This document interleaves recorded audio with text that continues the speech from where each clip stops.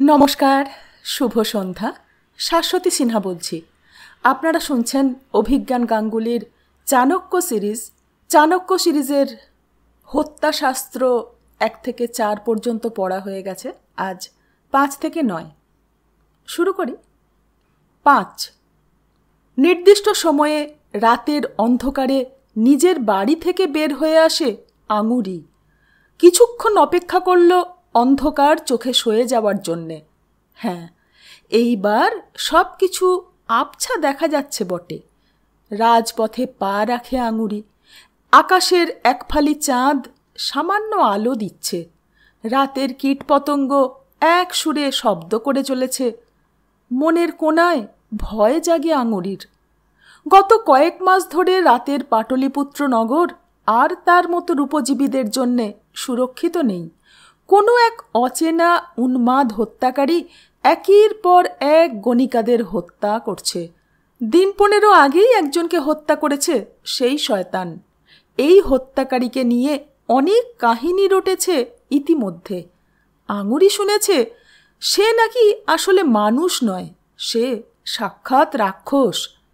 অসুর শক্তির উপাসনায় বলি দেয় পতিতাদের জরায়ু। তার নিঃশ্বাসের সঙ্গে নাকি আগুনের শিখা নির্গত হয়। ভাবতেই কেঁপে ওঠে আঙুরি। 2 দিন আগেই তো 2 সৈনিক তাদের পল্লীর প্রতিটা বাড়িতে এসে সাবধান করে দিয়ে গেছে, রাতে যেন বাড়ি ছেড়ে তারা পথে না বেরোয়। কোনো অচেনা পুরুষের সঙ্গে মিলিত হতে যেন তার সঙ্গে রাতে না যায়। তবু আজ তাকে বেরোতেই হবে। অর্থের লোভ, বড় লোভ। লোভের কাছে ভয় হার মানে বরাবরই। আঙুরি শিক্ষিত, সুন্দরী এবং নিঃসন্দেহে অতি দুঃসাহসী। সে যা করতে পারে বা করেছে তা করার মতো সাহস সবার থাকে না। আজই তার শেষ কাজ হবে। মনে মনে ভেবেই রেখেছে আঙুরি, এইবার কাজের জন্য বেশ কিছু স্বর্ণমুদ্রা জুটে যাবে তার। এরপর সে অন্য প্রদেশে চলে যাবে। যে স্বপ্ন সে সারা জীবন দেখে এসেছে তা পূরণ হবে। তার স্বপ্ন বড় কিছু নয়, অতি সাধারণ। সে চায় তার নিজের সংসার। এই অতি সাধারণ স্বপ্নও তার মতো গণিকাদের কাছে অলিক। মগধ ছেড়ে সে অন্য প্রদেশে চলে যেতে চায়। বিয়ে করে সংসার পাতবে সে ওখানে, যেখানে কেউ তাকে চিনবে না। তার অতীত ঘেঁটে কেউ তাকে বেশ্যা বলবে না। শুধু একজন ভালোবাসার মানুষ থাকবে তার সঙ্গে। ব্যাস, এইটুকুই তার স্বপ্ন।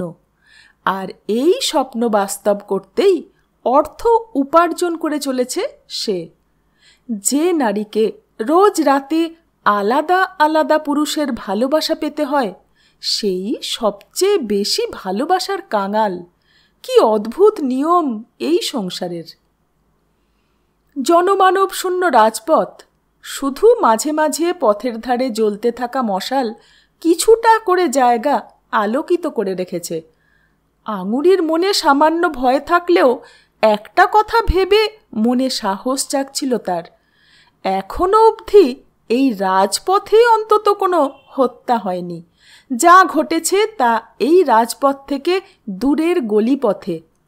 আর তাছাড়া তাকে আশ্বাস দেওয়া হয়েছে যে তার প্রাণ সংশয় হবে না। সে শুনেছে রাত প্রহরীদের সংখ্যা বাড়ানো হয়েছে, তবে এখনো অবধি কোনো প্রহরী তার নজরে পড়েনি। ভালোই হয়েছে, তার গোপন অভিসারের পথে যত কম মানুষ তাকে দেখে ততই ভালো। চিন্তায় ডুবেছিল আঙুরি। হঠাৎই তার মনে হলো যেন তার পেছনে মৃদু পদধ্বনি শুনল। চলা থামিয়ে একবার পেছন ঘুরে দেখল। কাউকে দেখতে পেল না। কুয়াশা জমেছে পথে, দৃষ্টি বেশি দূর যায় না। না, নিশ্চয়ই তার মনের ভুল। এই ভেবে সে আবার সামনের পথ ধরে।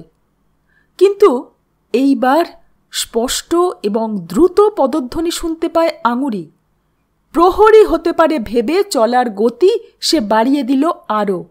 সৈনিকদের মুখোমুখি না পড়লেই ভালো হয়। কিছুটা এগিয়ে গিয়ে একটা দেয়ালের ধারে আঙুরি দম নিতে খানিক দাঁড়ালো। না, আর কেউ আসছে না তার পিছু পিছু, আর কোনো শব্দ শোনা যাচ্ছে না। তখনই আচমকা অন্ধকার আর কুয়াশার চাদর ভেদ করে একটা ছায়ামূর্তি বেরিয়ে এলো। আঙুরি সতর্ক হওয়ার আগেই সেই ছায়ামূর্তি তার মুখ চেপে ধরে তার তলপেটে একটা ধারালো অস্ত্র বসিয়ে দিল। 6 চাণক্য এবং জীবসিদ্ধি বসে আছেন চাণক্যর কুটিরে। দুজনের সামনেই অনেকগুলো ভূর্জপত্র মেঝেতে ছড়িয়ে আছে। গত কয়েকদিনে 3 মৃতা রমণীর সম্বন্ধে একত্রিত করা সমস্ত তথ্য এগুলোতে আছে। জীবসিদ্ধি একটা দীর্ঘশ্বাস ফেলে উঠে দাঁড়ালো। অনেকক্ষণ একভাবে বসে থাকায় উঠে দাঁড়িয়ে আড়মোড়া ভাঙল। বলল, না, কোনো যোগসূত্র নেই এই 3 জনের মধ্যে। আমি সব তথ্য আগেই দেখেছি, কিছুই পাইনি। চাণক্য হাতে ধরা ভূর্জপত্র থেকে চোখ না তুলে সংক্ষিপ্ত উত্তর দিলেন, জীবসিদ্ধি ঘরময় পায়চারি করতে শুরু করল। বলল, 3 জনের জন্মস্থান আলাদা, পারিবারিক বা কর্মসূত্রে তাদের কোনো যোগাযোগ নেই।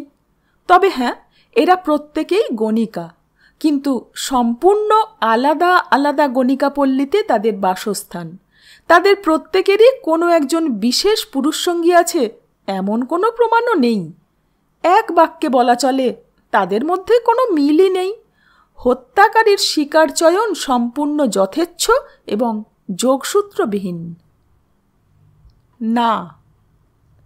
হাঁটা থামিয়ে চাণক্যর দিকে চাইল জীবসিদ্ধি।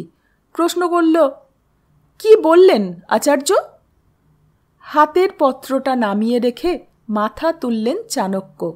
বললেন, মৃতা গণিকারা সম্পূর্ণ ভিন্ন ভিন্ন হলেও তাদের মাঝে একটা মিল কিন্তু খুব স্পষ্ট।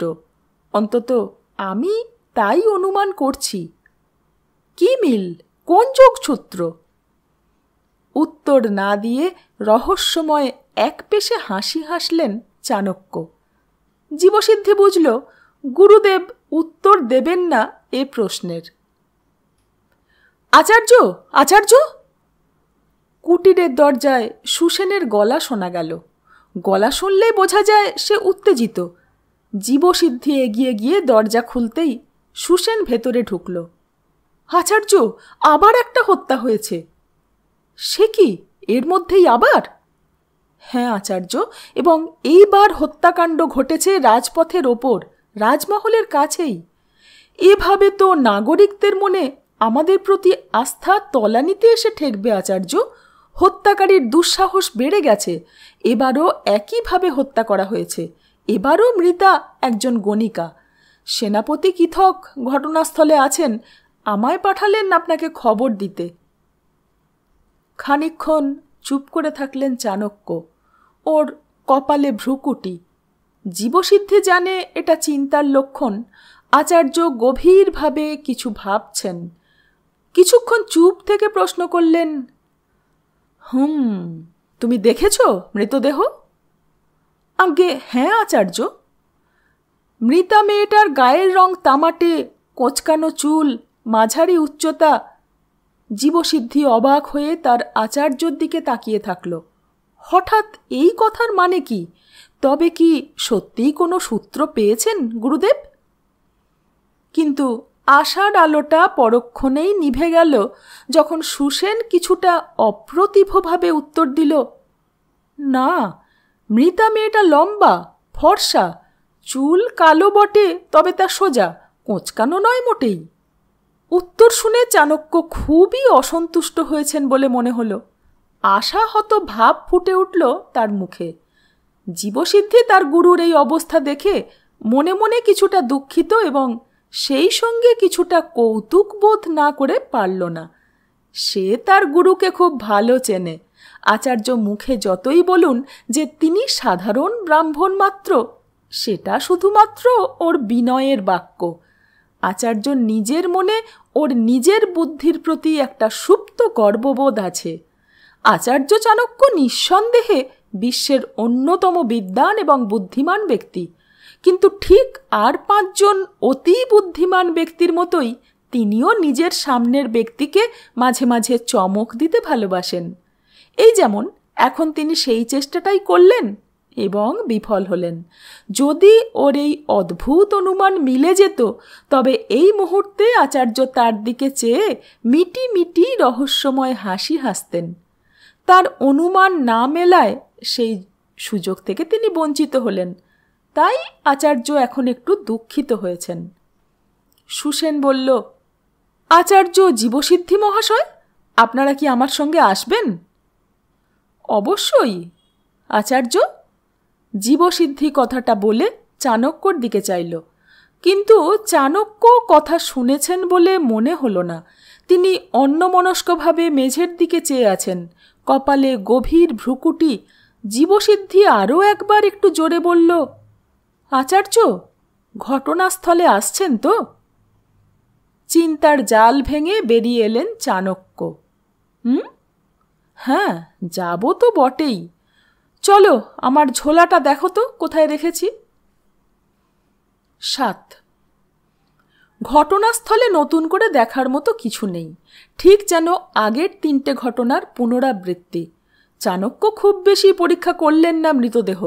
খানিক দূরে দাঁড়িয়ে শুধু এক দৃষ্টিতে চেয়ে থাকলেন মৃতদেহর দিকে।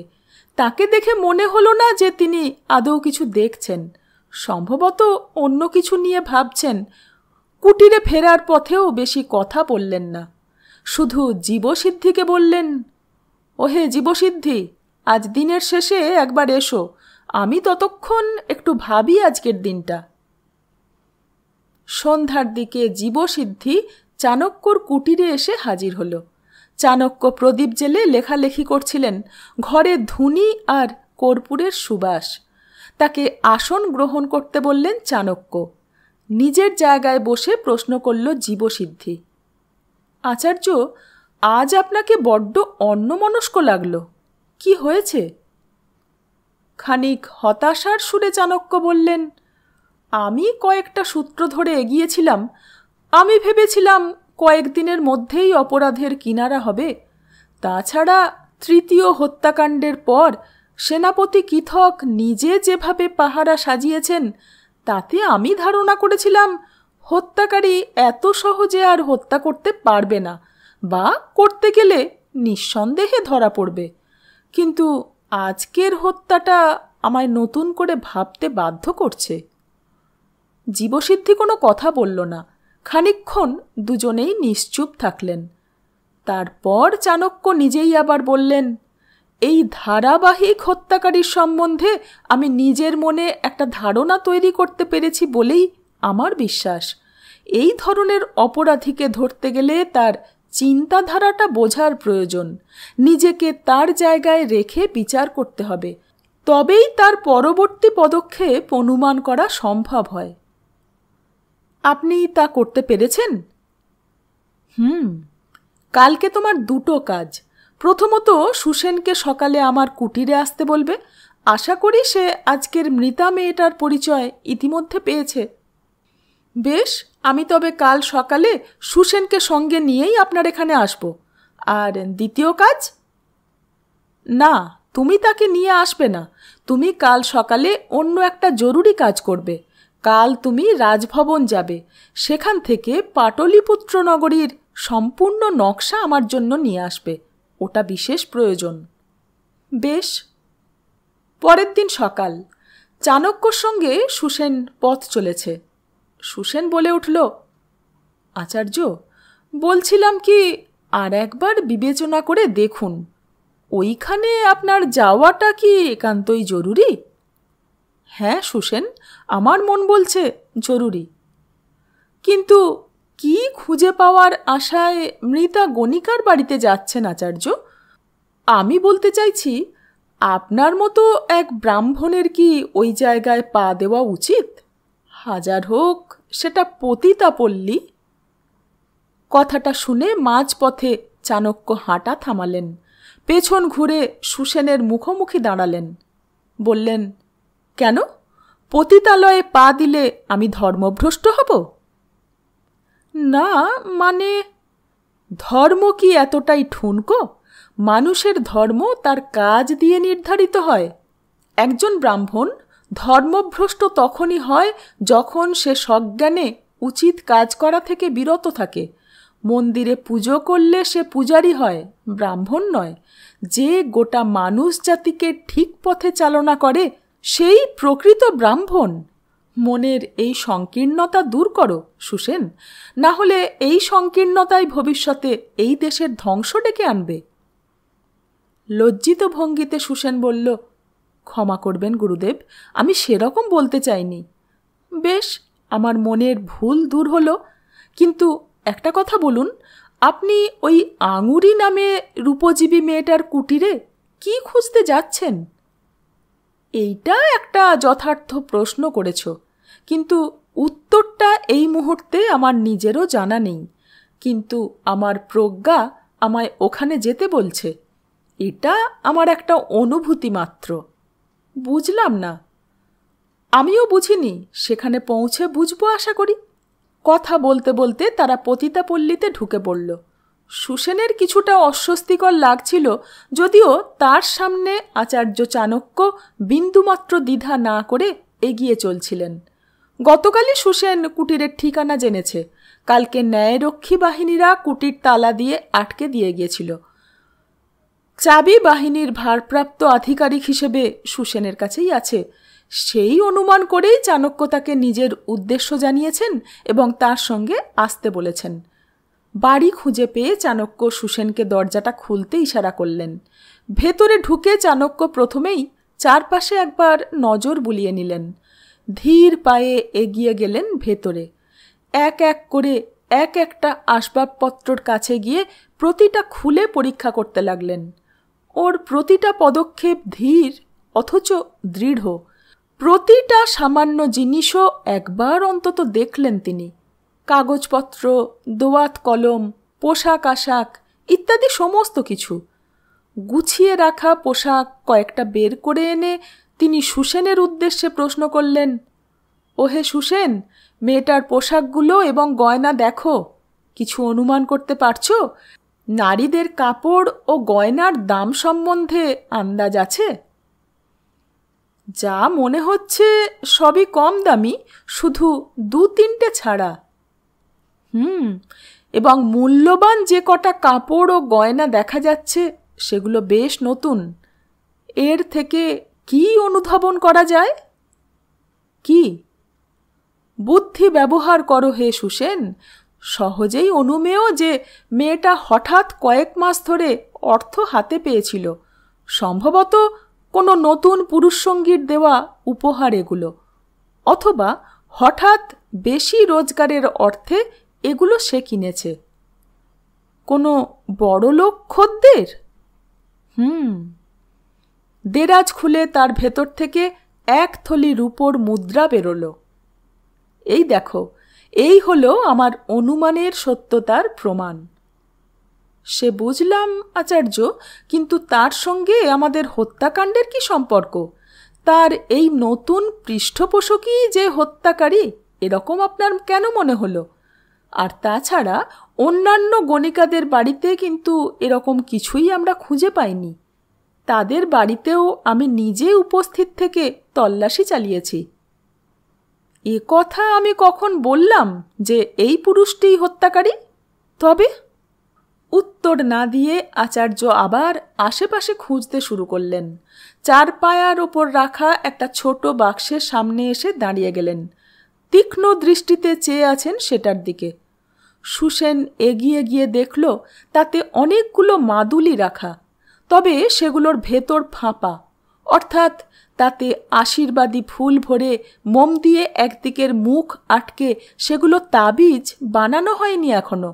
সব কটা ফাঁপা মাদুলির সঙ্গে ছোট ছোট সুতলি বাঁধা। সুসেন লক্ষ্য করল আচার্যর ভুরু কুঁচকে আছে। তিনি কিছু একটা ভাবছেন। ওর চিন্তার সাহায্যে এগিয়ে এসে সুসেন বলল, এগুলো তো হাতে পরার মাদুলি মনে হয়, সঙ্গে বাঁধার সুতো কিন্তু ছোট। গলায় পরার জন্য এগুলো নয়। বোধহয় নিয়মিত পরিবর্তন করতে হয় এরকম কোনো তাবিজ পরত এই মেয়েটা। মাস গেলে বদলাতে হয়, তাই একসঙ্গে অনেকগুলো কিনে রাখা। অথচ মৃতদেহতে কিন্তু সেরকম কোনো তাবিজ চোখে পড়েনি আমার। অন্যমনস্ক ভঙ্গিতে চাণক্য জানলার কাছে গেলেন। উদাসভাবে আকাশের দিকে চেয়ে গভীর ভাবনায় ডুবে গেলেন। কিছু একটা বিষয় নিয়ে গম্ভীর চিন্তায় মগ্ন তিনি। 8 রাতের প্রথম প্রহর, সন্ধ্যার সময়। জীবসিদ্ধি এবং সুসেন বসে আছে আচার্য চাণক্যর কুটিরে। চাণক্য সন্ধ্যাহ্নিক সারছেন। পুজো শেষ করে ধূপ ধুনো জ্বালিয়ে আচার্য এক বাটি ফল নিয়ে এসে বসলেন তাদের সামনে। খাও খাও। আপনিও নিন আচার্য। ওই সেনাপতি এলেন বোধহয়। বাইরে ঘোড়ার খুরের শব্দ কুটিরের সামনে এসে থামল। কয়েক মুহূর্ত বাদেই দরজা খুলে সেনাপতি কিথক ঢুকলেন। চাণক্য আজ সন্ধ্যায় তাদের প্রত্যেককে নিজের বাড়িতে আমন্ত্রণ করেছেন। চাণক্য কিথককে প্রশ্ন করলেন, কোনো নতুন খবর আছে আর্য? সেনাপতি হতাশাসূচক মাথা নেড়ে বললেন, না আচার্য, রাতের পাহারারত সৈনিকরা কয়েকজন সন্দেহজনক ব্যক্তিকে গ্রেপ্তার করলেও তাদের মধ্যে কেউই প্রকৃত হত্যাকারী বলে মনে হয় না। বেশিরভাগই মদ্যপ বা ছোট অপরাধী। সুসেন বলে উঠল, তবে আচার্য, সবচেয়ে শেষে যে গণিকার হত্যা হয়েছে তার জরায়ুর সন্ধান পাওয়া গেছে। সে কি, কোথায়? শরীর থেকে জরায়ু কেটে হত্যার জায়গা থেকে একটু দূরেই একটা পুরনো জলাশয়ে ফেলে দিয়েছিল হত্যাকারী, একটা পুটুলিতে ভরে। জল কম থাকায় সেটা ভেসে কিনারে আসে। একটা শেয়াল সেটা মুখে করে টেনে আনে। জায়গাটাতে পাহারারত সৈনিকরা সেই শেয়ালটাকে একটা রক্তমাখা কাপড়ের পুটুলি মুখে নিয়ে টানাটানি করতে দেখে সন্দেহ করে। তার থেকেই এক মানবীর জরায়ু খুঁজে পাওয়া যায়। তা সুসেন, ওই জলাশয়ে জাল ফেলে দেখো বাকি মৃতদেহ থেকে চুরি যাওয়া জরায়ু পাওয়া যায় কিনা। সেনাপতি কিথক ততক্ষণে আসন গ্রহণ করেছেন জীবসিদ্ধির পাশে। উত্তরটা তিনিই দিলেন, সেটা ইতিমধ্যে করা হয়েছে আচার্য। সুসেন আমায় এই জরায়ু খুঁজে পাওয়ার খবর দিতেই আমি তাকে জলাশয়ে জাল ফেলতে বলি, তবে কিছুই পাওয়া যায়নি। সুসেন সেনাপতির সমর্থনে মাথা নাড়ে। আপনি সত্যিই এক সুদক্ষ সেনাপতি আর্য। ধন্যবাদ আচার্য। আপনি আজ আমাদের সকলকে যখন একত্রিত করেছেন তখন আমার ধারণা আপনি কোনো সূত্র পেয়েছেন। আমি কি ভুল অনুমান করলাম আচার্য? মৃদু হেসে চাণক্য বললেন, গভীর রহস্যর অন্ধকারে আমি কিছুটা আলো দেখতে পেয়েছি। পরবর্তী পদক্ষেপ ঠিক করতে আজ আমি আপনাদের ডেকেছি। এক পাত্র মধু ঢেলে তিনি বসলেন। অন্য অতিথিদের মধু বাড়িয়ে দিতে তারা প্রত্যাখ্যান করলেন। এই প্রচণ্ড মিষ্টত্ব সম্ভবত চাণক্য ছাড়া কেউই জিভে ঠেকাতে পারে না, অথচ চাণক্যর এটা প্রায় নিত্য প্রয়োজনীয় জিনিস।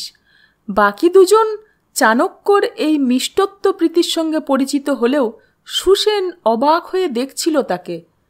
এক চুমুক মধু পান করে চাণক্য বললেন, প্রথম থেকে শুরু করা যাক। এই সবকটা হত্যাকাণ্ডর সবচেয়ে অদ্ভুত বিষয়টা হলো যে হত্যাকারী এতগুলো হত্যার পরেও কারুর নজরে পড়েনি। হত্যাগুলো অন্ধকার জনমানব শূন্য জায়গায় হয়েছে, ঠিক কথা, কিন্তু হত্যার পদ্ধতি আর নৃশংসতা দেখেই বোঝা যায় যে হত্যাকারীর শরীরে ও পরনের জামা কাপড়ে নিঃসন্দেহে রক্তের দাগ লেগেছে। রক্তাক্ত বস্ত্রে ঘোড়ায় চড়ে সে নগরীর পথ ধরে পালাচ্ছে, অথচ সে রক্তস্নাত অবস্থায় কোনো প্রহরী বা সাধারণ নাগরিকের চোখে পড়েনি। এটা অবিশ্বাস্য। গভীর রাতে পথে ঘাটে বেশি লোক না থাকলেও প্রহরী বা কিছু মানুষ থাকেই। পাটলিপুত্র এক ব্যস্ত নগর। প্রথমবার বা দ্বিতীয়বার যদি বা দৈবাৎ সে সকলের নজর এড়িয়ে যেতে সক্ষমও হয়, তবুও সেই কাজ 4 বার করতে পারাটা অসম্ভব। খানিক বিরতি নিয়ে চাণক্য আবার বলা শুরু করলেন, যুক্তি নির্ভর চিন্তা করলে এর একটাই উত্তর পাওয়া যায়। যুক্তি বলে নিঃসন্দেহে তাকে এক বা একাধিক লোক দেখেছে। একটা রক্তাক্ত মানুষকে রাতে রাস্তায় দেখেও প্রহরী বা অন্যান্য ব্যক্তি কোনো এক বিশেষ কারণে সন্দেহ করেনি। অর্থাৎ হত্যাকারী এমন একজন ব্যক্তি যাকে মাঝে মাঝেই রক্তাক্ত পোশাকে দেখা যায়, সঙ্গে একটা রক্তাক্ত বড় ধারালো অস্ত্র থাকা সত্ত্বেও কারুর মনে তা সন্দেহর উদ্রেক করেনি। সম্ভবত পেশাগত কারণে তাকে সেই রূপে দেখতে পাওয়াটাই স্বাভাবিক। বলতে পারো কি সেই ব্যক্তির পেশা? জীবসিদ্ধি উত্তর দিল, সৈনিক। অসম্ভব। সম্ভাবনা উড়িয়ে দিলেন সেনাপতি। বললেন, কোনো সৈনিক রাতের রাস্তায় অকারণ রক্তাক্ত অবস্থায় টহল দিয়ে বেড়ালেও সেই দৃশ্য বড়ই অসম্ভব। যুদ্ধ পরিস্থিতি ছাড়া কোনো সৈনিক অকারণ রক্তাক্ত তলোয়ার নিয়ে ঘুরে বেড়ায় না। সেনাপতির কথার সমর্থনে চাণক্য বললেন, একদম যথাযথ যুক্তি সেনাপতি। না, হত্যাকারী কোনো সৈনিক নয়। সে এমন একটা পেশার সঙ্গে যুক্ত যেখানে তাকে নিত্যদিনই রক্তের দাগ লাগা পোশাকে মানুষ দেখে অভ্যস্ত, তাই আলাদা করে চোখে পড়ে না। আচার্যর সামনে বসা তিনজনেই উত্তেজিত ভঙ্গিতে সমস্বরে উত্তর দিল, সৈনিক। সৈনিক অর্থাৎ মাংস বিক্রেতা বা কসাই। ঠিক, যথার্থ আন্দাজ করেছ। আমি নিশ্চিত যে আমাদের এই হত্যাকারী পেশায় একজন মাংস বিক্রেতা। আমাদের রাজধানীতে মাংস বিক্রেতারা সময় বাঁচাতে পশু জবাই করে রাতেই তৈরি রাখে, যাতে পরদিন সকালে তা বিক্রি করে দেওয়া যায়।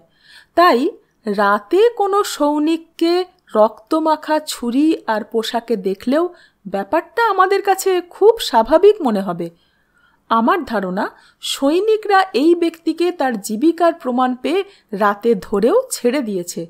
অনেক কাটা মাংসের মাঝে এক মানবীর জরায়ু লুকিয়ে সহজেই সে চলাচল করে ঘোড়া চালিয়ে। প্রহরীরা আটকালে সে তার পরিচয়পত্র দেখায় আর নিজের সঙ্গে থাকা মাংসর ঝুলি দেখিয়ে প্রমাণ দেয় যে এগুলো সবই পশুর মাংস।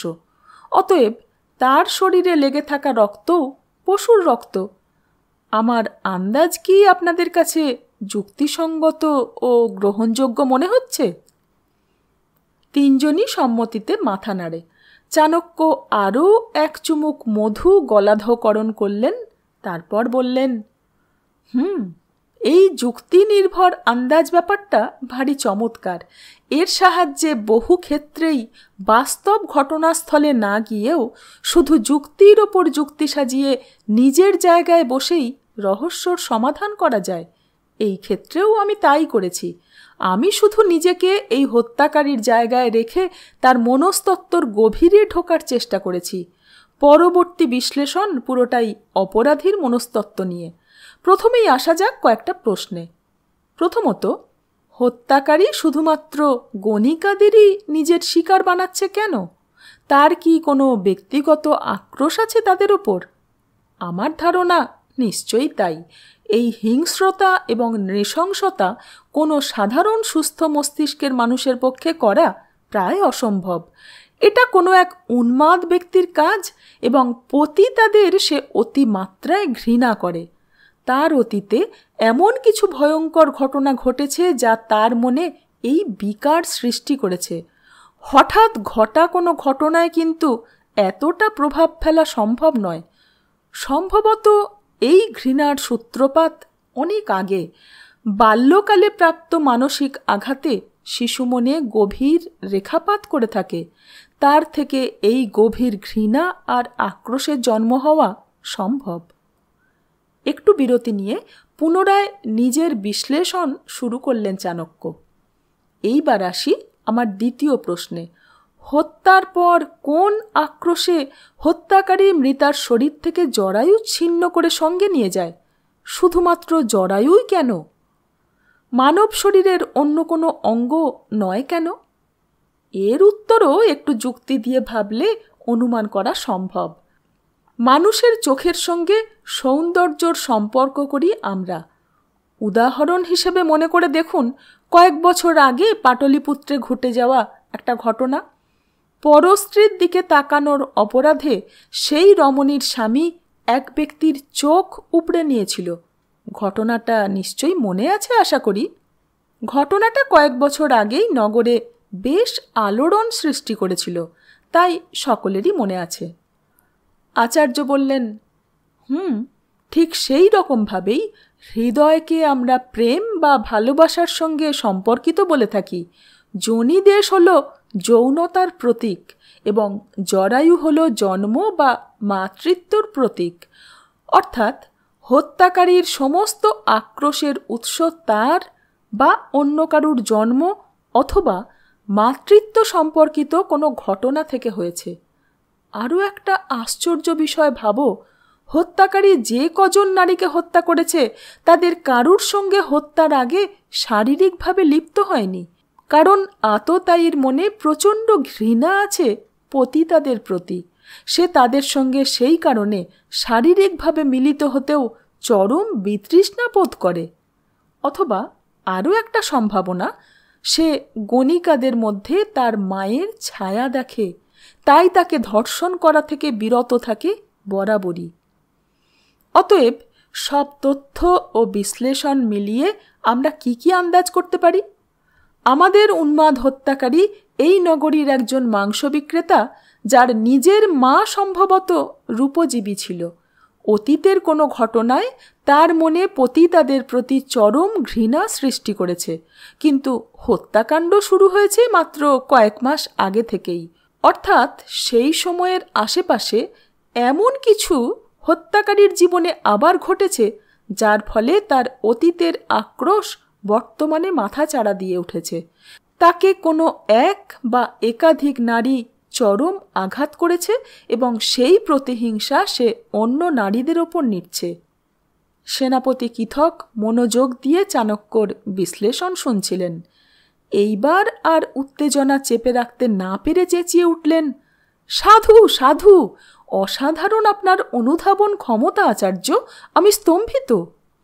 চাণক্য কিছুক্ষণ তার দিকে চেয়ে থাকলেন। মনে হলো তিনি সেনাপতির এই আবেগের বহিঃপ্রকাশ দেখে বেশ কৌতুক বোধ করছেন। চাণক্যর ঠোঁটের কোণে মৃদু হাসি খেলে গেল। তার চোখে চোখ পড়তে সেনাপতি কিছুটা লজ্জিত হলেন। বিব্রত ভঙ্গিতে বললেন, ক্ষমা করবেন আচার্য, আমি বোধহয় একটু বেশি উত্তেজিত হয়ে পড়েছি, কিন্তু আপনার অনুধাবন ক্ষমতা দেখে আমি বিস্মিত। আমি জানতাম যে আপনিই পারবেন। আমি সুসেনকে বলেছিলাম যে এই সমস্যার সমাধান একমাত্র মহামতি বিষ্ণুগুপ্ত চাণক্যই করতে পারেন। ওহে সেনাপতি, উত্তেজনা প্রশমিত করুন। অতি উত্তেজনা স্বাস্থ্য ও বিচার শক্তি দুটোর ক্ষেত্রেই ক্ষতিকর। এইবার তবে আপনাকে আমি বলি যে আপনার পরবর্তী কর্তব্য কি? হ্যাঁ, অবশ্যই বলুন আচার্য। সেনাপতি এবং সুসেন, আপনাদের পরবর্তী কাজে সাহায্য করবে স্বয়ং জীবসিদ্ধি। জীবসিদ্ধি, নগরে তোমার পুরনো গুপ্তচর চক্রর গূঢ় পুরুষরা কি এখনো আছে? প্রয়োজনও কি তাদের আবার কাজে লাগানো যেতে পারে? মৃদু হেসে জীবসিদ্ধি উত্তর দিল, কয়েকজন তো আছেই, আপনি বললেই আমি তাদের সঙ্গে যোগাযোগ করব। অতি উত্তম, তাই করো। তারা চেষ্টা করলে এবং সঙ্গে সৈনিকরা সাহায্য করলে আমার ধারণা এই নগরের বুকে এরকম একজন মাংস বিক্রেতাকে খুব সহজেই খুঁজে পাবে। তার সঙ্গে বা পারিবারিক সূত্রে পতিতাদের কোনো সম্পর্ক আছে কিনা গূঢ় পুরুষরা সেই খোঁজ নিক। হাটে বাজারের উঠতে থাকা জনশ্রুতিতে তারা কান পাতুক। কয়েক মাস আগে কোনো এক নারী সেই ব্যক্তিকে আঘাত দিয়েছে, সম্ভবত প্রেমে আঘাত, এবং এই সৌনিক ব্যক্তির অবশ্যই একটা কালো ঘোড়া আছে। আসুন আপনাদের জন্যে বিষয়টা আরও একটু সহজ করে দিই। জীবসিদ্ধি, তুমি কি একটু কষ্ট করে আমায় নকশাটা এনে দেবে? ওই যে ওখানে রাখা। উঠে গিয়ে জীবসিদ্ধি পাশের চারপায়ার ওপর রাখা একটা বড় আকারের ভূর্জপত্র নিয়ে এলো। সেটার ভাঁজ খুলে সকলের সামনে মেঝেতে মেলে ধরলেন চাণক্য। এটা পাটলিপুত্র নগরের একটা অংশের হাতে আঁকা নকশা। এতে প্রতিটা পথঘাট, দপ্তর ইত্যাদি চিহ্নিত করা আছে। চাণক্য বললেন, আমি জীবসিদ্ধিকে দিয়ে রাজপ্রাসাদ থেকে নগরের একটা বিশেষ অংশের এই নকশাটা আনিয়েছি। জীবসিদ্ধির সাহায্যে এতে আমি প্রতিটা হত্যার জায়গা কালি দিয়ে আগেই চিহ্নিত করে রেখেছি। প্রতিটা হত্যাই নগরের এই অংশে হয়েছে। এইবার একটা ঘোড়ার গতি হিসেব করে অনুমান করা যায় যে এক প্রহরে কতটা পথ অতিক্রম করা সম্ভব। সেই অনুযায়ী আপনারা নগরীর কয়েক যোজন জায়গা সহজেই চিহ্নিত করতে পারবেন। পরবর্তী পদক্ষেপ হলো নগরের এই অংশে ব্যবসা চালায় এরকম প্রতিটা মাংস বিক্রেতার ওপর নজরদারি চালানো। তাদের অতীত সম্বন্ধে তথ্য একত্রিত করুন। জানতে হবে এদের মধ্যে কারুর আগে অপরাধমূলক কাজের সঙ্গে যোগাযোগ ছিল কিনা, কারণ আমরা যাকে খুঁজছি আমি নিশ্চিত সে এদের মধ্যেই একজন। আমার বিশ্বাস এই উপায়ে আমরা সেই উন্মাদ হত্যাকারীকে চিহ্নিত করতে পারব, আর তারপর আমরা ফাঁদ পেতে অপেক্ষা করব। ফাঁদ? কিরকম ফাঁদ আচার্য? জীবসিদ্ধির এই প্রশ্নে রহস্যময় হাসি হাসলেন চাণক্য। মধুর পাত্রে একটা চুমুক দিয়ে উত্তর দিলেন, বিষকন্যা নয়। মৌর্য সাম্রাজ্যর নিজস্ব বহু আততায়ী দল আছে যারা রাজনির্দেশে গুপ্ত হত্যা করে থাকে। তাদের মধ্যে ভয়ঙ্করতম গুপ্ত আততায়ী হল বিষকন্যারা। জ্যোতিষশাস্ত্র মতে যেসব মেয়েদের জন্ম শুক্লপক্ষর দ্বিতীয়া তিথিতে হয় এবং যদি চন্দ্র, অশ্লেষ, শতভিসা অথবা কৃতিকা নক্ষত্রে অবস্থান করে তবে সেই মেয়ের গ্রহ দোষ দেখা দেয়। এর সঙ্গে যদি তার জন্ম মুহূর্তে সূর্য পঞ্চমভাবে এবং মঙ্গল নবমভাবে অবস্থান করে থাকে তবে তাদের বিষকন্যা আখ্যা দেওয়া হয়। বলা হয় এরকম দোষযুক্ত কোনো নারীর সঙ্গে যে পুরুষের বিয়ে হবে তার মৃত্যু নিশ্চিত। অতএব বলা বাহুল্য যে এই মেয়েদের বিয়ে দেওয়া অসম্ভব হয়ে দাঁড়ায়। সমাজ এদের সম্পূর্ণ ত্যাগ করে। তাদের মা বাবা স্বয়ং তাদের অভিশাপ বলেই গণ্য করে। আচার্য চাণক্য বহু বছর আগেই এই রকম বহু মেয়েকে সারা দেশ থেকে খুঁজে খুঁজে একত্র করেছিলেন। একটা গোপন জায়গায় তাদের রাখা হয় এবং প্রশিক্ষিত করা হয়। বালিকা বয়স থেকেই নিয়মিত তাদের খাবারের সঙ্গে সীমিত পরিমাণ বিষ মিশিয়ে দেওয়া হয়। বয়সের সঙ্গে সঙ্গে খাবারের সেই বিষের পরিমাণ বাড়তে থাকে। এর ফলে এই মেয়েরা যুবতী হয়ে ওঠার আগেই তাদের শরীরে বিষের মাত্রা এতটাই হয়ে যায় যে তাদের একটা সামান্য চুম্বন বা কামড়ে একজন পূর্ণবয়স্ক মানুষের তক্ষুনি মৃত্যু হওয়া পর্যন্ত সম্ভব। এই বিষকন্যাদের দলটা চাণক্য গোপনে নিজের তত্ত্বাবধানে তৈরি করেন। এরা সম্ভবত বিশ্বের সর্বশ্রেষ্ঠ গুপ্ত হত্যাকারীদের দল। চাণক্য যে সময়ে চন্দ্রগুপ্তকে প্রশিক্ষণ দিচ্ছিলেন ভবিষ্যৎ সম্রাট হওয়ার, একই সময়ে একটা গুপ্ত আশ্রমে সমাজের থেকে বহিষ্কৃত, অনাথ, দুস্থ অথবা বহু ক্ষেত্রে কৃতদাসী হিসেবে অত্যাচারিত মেয়েদের উদ্ধার করে নিয়ে আসতেন। শুধুই যে নিয়মিত তাদের খাবারের সঙ্গে বিষ মিশিয়ে দেওয়া হতো তা নয়, সঙ্গে এই মেয়েদের শিক্ষা ব্যবস্থা ছিল এবং তাদের বিভিন্ন ধরনের যুদ্ধ কৌশলের ও অস্ত্র চালানোরও প্রশিক্ষণ দেওয়া হতো। অখণ্ড আর্যাবর্ত গড়ে তোলা ছাড়া আচার্য এই বিষকন্যাদের সাহায্যে বহু গুপ্ত হত্যা করিয়েছেন। চাণক্যর নির্দেশে এই যুবতীরা বহু রাজপুরুষ ও সামরিক উচ্চ পদাধিকারীকে নিজেদের রূপে মোহিত করেছে। তাদের জালে শত্রুরা সহজেই ধরা দিয়েছে। চুম্বন বা সঙ্গমের ফলে সেই শিকারদের অনিবার্য মৃত্যু হয়েছে। এই রকমই এক বিষকন্যা উল্লুপী এখন আচার্য চাণক্যর দরজায় অপেক্ষারত। গায়ের রং তামাটে, কোঁচকানো এলো চুল, গায়ে সোনার গয়না, কাজল টানা চোখে মায়াবী মোহময়ী দৃষ্টি। এই যুবতীকে দেখে কেউ কল্পনাও করতে পারবে না তার আসল পরিচয়। সে একজন প্রশিক্ষিত গুপ্ত আততায়ী। তার এক কামড়ে আছে নিশ্চিত মৃত্যু। গুরুদেব, কুটিরের দরজা খুলে বেরিয়ে এলেন চাণক্য। বাইরে অপেক্ষারত যুবতীকে দেখে হাসি খেলে গেল ওর মুখে। বললেন, উল্লুপি, এসো মা, এসো। উল্লুপি মাটিতে বসে চাণক্যর পায়ে মাথা ঠেকাল। তাকে আশীর্বাদ করে চাণক্য বললেন, আয়ুষ্মান ভব, উৎকৃষ্ট বীরাঙ্গনা। কুটিরে ঢুকল যুবতী। তাকে আসন গ্রহণ করতে বলে নিজেও মুখোমুখি বসলেন চাণক্য। উল্লুপি প্রশ্ন করল, জীবসিদ্ধি ভাই বলল আপনি আমায় স্মরণ করেছেন? হ্যাঁ মা, মগধের তোমায় আবার প্রয়োজন। আমার একটা বিশেষ কাজ তোমায় করতে হবে, আর এই কাজ একমাত্র তুমিই পারবে। আদেশ করুন আচার্য, দেশের কোন সেবা আমি করতে পারি? আপনাকে আমরা বিষকন্যারা বাবার জায়গা দিয়েছি। মাত্র 10 বছর বয়সে যখন কুলক্ষণা হওয়ার দোষে আমার নিজের বাবা আমায় দাস ব্যবসায়ীর হাতে বিক্রি করে দিয়েছিল, তখন আপনি আমায় উদ্ধার করেন, নতুন জীবন দান করেন। যে বিষকন্যা নামে আমার লজ্জা ছিল, আজ সেটাই আমার গর্বের উপাধি। আমি বিষকন্যা উল্লুপি আপনার আদেশে প্রাণ দিতে এবং প্রাণ নিতে সদা প্রস্তুত। আপনি আদেশ করুন বাবা। না না, প্রাণ দিতেও হবে না এবং আশা রাখি প্রাণ নিতেও হবে না। রাজধানীতে ঘটে যাওয়া পরপর হত্যাগুলোর জন্য দায়ী ব্যক্তিকে গ্রেপ্তারে তোমার সাহায্য চাই। তুমি এ কাজের উপযুক্ত।